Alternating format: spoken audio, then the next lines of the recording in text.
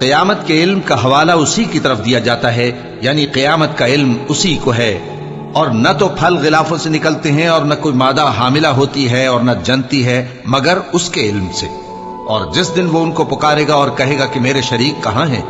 تو وہ کہیں گے کہ ہم تجھ سے عرض کرتے ہیں کہ ہم میں سے کسی کو ان کی خبر ہی نہیں،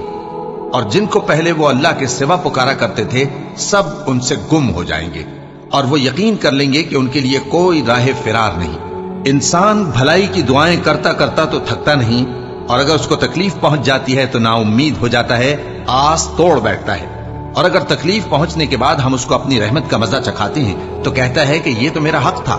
اور میں نہیں خیال کرتا کہ قیامت برپا ہو،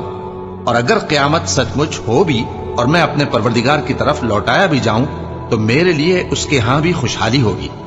پس کافر جو کچھ کیا کرتے ہیں وہ ہم ضرور ان کو جتائیں گے اور ان کو سخت عذاب کا مزہ